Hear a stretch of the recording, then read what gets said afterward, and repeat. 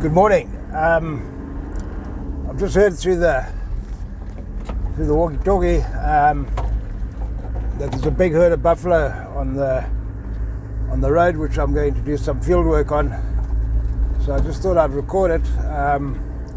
By the way, my name's Rob. I'm a section ranger in a private game reserve in South Africa.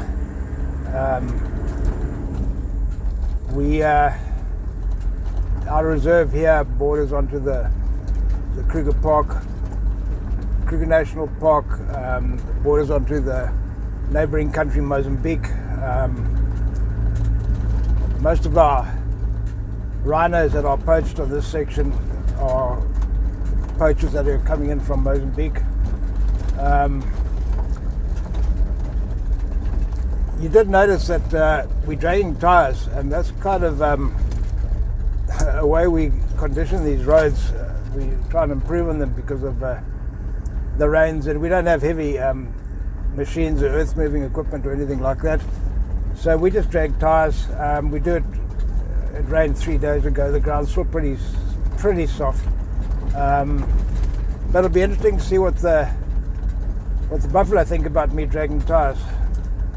Anyway, like I was saying, most of the poachers come in from Mozambique. They will kill a rhino on our section here.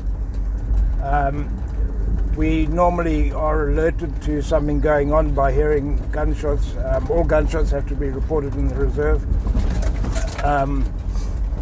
So anything that's not reported on the radio, it becomes suspicious activity, and we're calling the anti-poaching unit.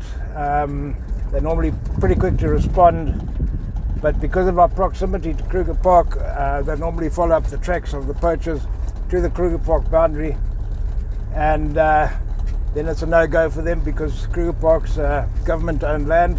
This is private. We can't go into government-owned land, so we hand over then to the Kruger Park anti-poaching unit, and sometimes that can take a lot of time before they actually come to discuss the debrief with our guys, and then they'll pick up the tracks, and then they'll follow the tracks as far as they can, normally to the Mozambique border, and then the same thing happens again. The Kruger Park APUs, they kind of stop. They can't go any further, going into a foreign land, and they have to call in the Mozambique authorities, and that's kind of where the trail just goes cold. So it's just an ongoing process, you know. It's basically Chinese syndicates, they're involved with everything. You know, it's money laundering and fake money, and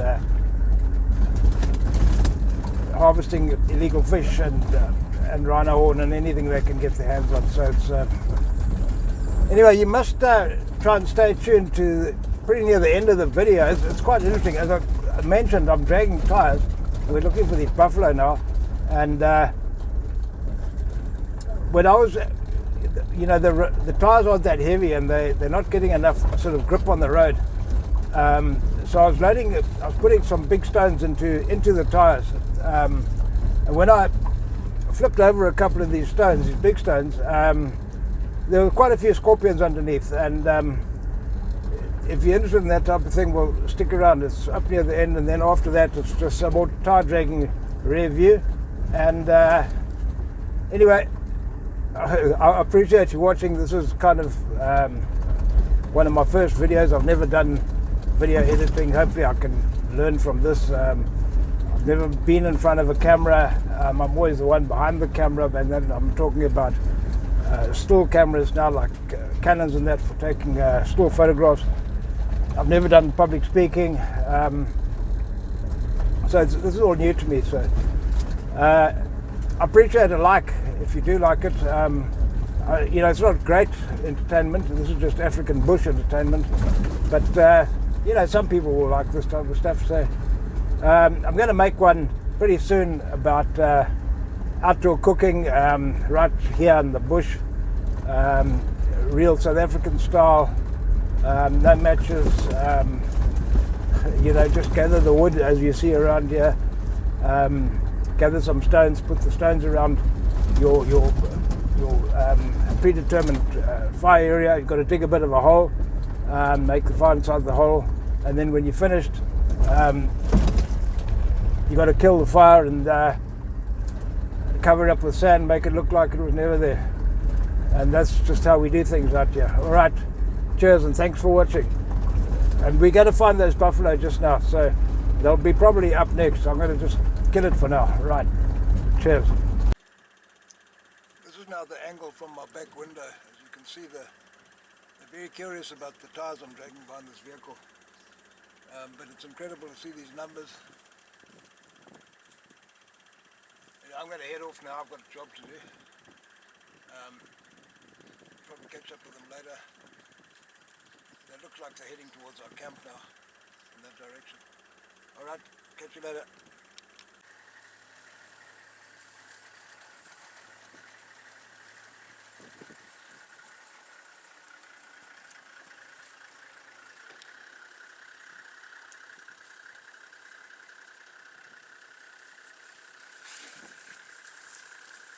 They definitely don't like the tyres I'm dragging.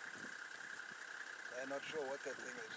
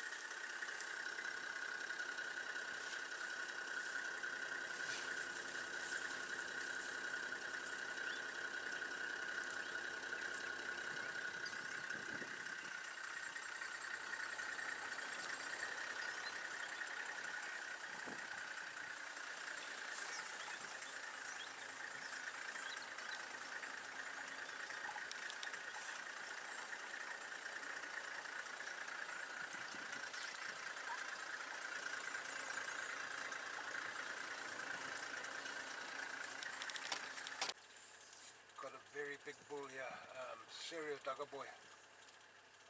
He's not actually a dugger boy, because a dugger boy is a bachelor herd. But the numbers are incredible. They just are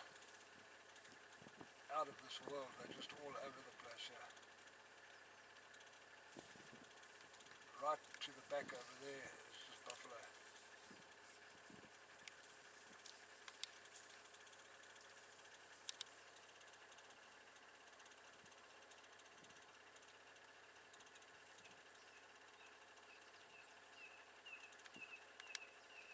Now they're actually curious about my vehicle because today I'm dragging some tyres on the road because of the recent rains we've had. The road's kind of soft and we can kind of level out the bumps by dragging tyres. So the buffalo are quite curious about what I'm dragging behind the vehicle.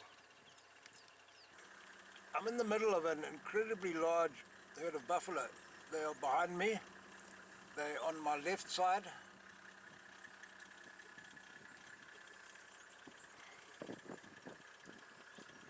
As far as the eye can see, I mean, they're right up there. There's a whole bunch of them down there. They're in front of me. They're crossing the road in front of me here. They're thick on this side and all the way around the back of my vehicle.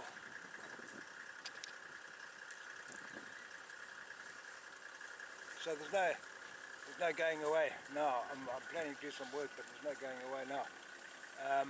Just sit and enjoy the moment. A very old cow there. It's lion fed for sure in the next couple of weeks.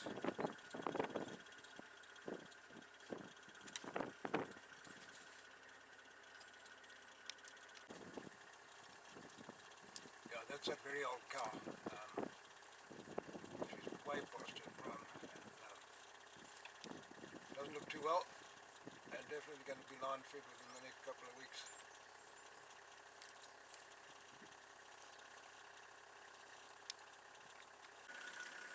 So I was actually planning on moving on, but I'm now surrounded on both sides and in front and at the back.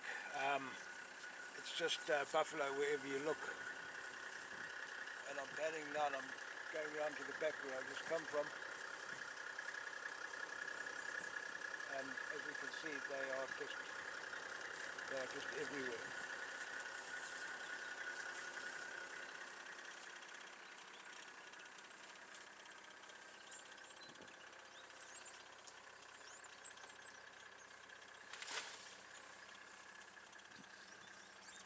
Yeah, so I reckon over 1,000 in this herd.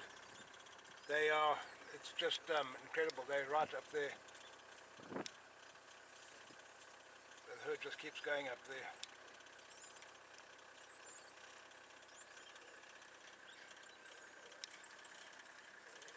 So it looks like we're just going to sit here a bit. Perhaps the lions come in. I think this herd's too big to worry about lions.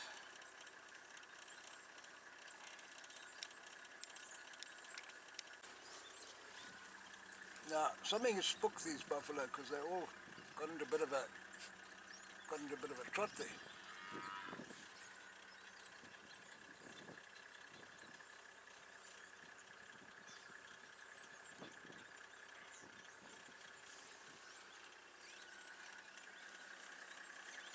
A couple of big bulls in the flanks here, guarding the rear.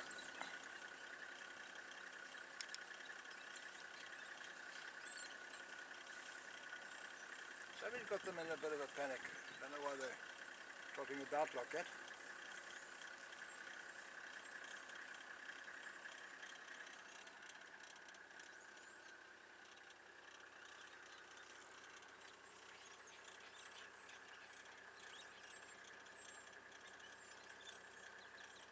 Anyway, we've got work to do, so let's go to work.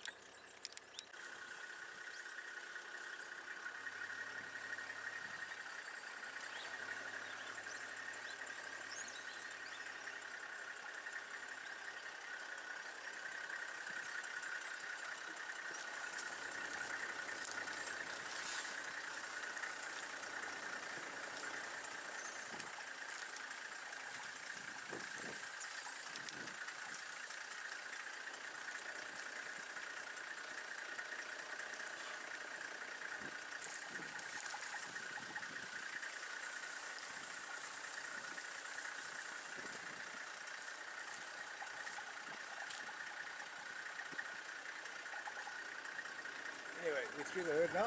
Now we can continue with our work. There's always delays getting to work.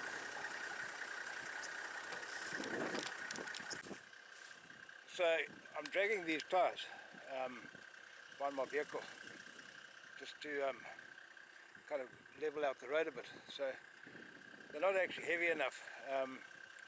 What I'm doing is I'm putting some stones in, and I've just lifted up one big stone. And as I lifted it up, I came across a big scorpion underneath. You can have a look now.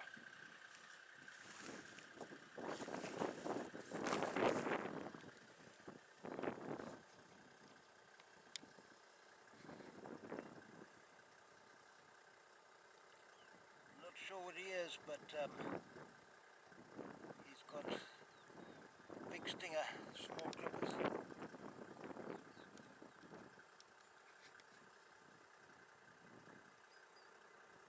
If I give a nasty bite, I'm sure it's a Parabuthus, Mozambicanensis. Yeah, put you in hospital, I think, for sure. Anyway, we're just going to leave him alone, and he can carry on with his day. Sorry I disturbed his home. So I've just put another rock on there, that one over there. When I lifted that one up, there were several scorpions underneath. Not sure if that's a live one. Somebody ate that one. But they kind of gone in here. There were 3 in here. There's another dead one there that somebody ate. So there's definitely a kingpin living in here somewhere. There we go, there's one of them. Also tiny little clippers and nasty little tail. That one also put you in the hospital for a few days. Alright, let's carry on with the adventure.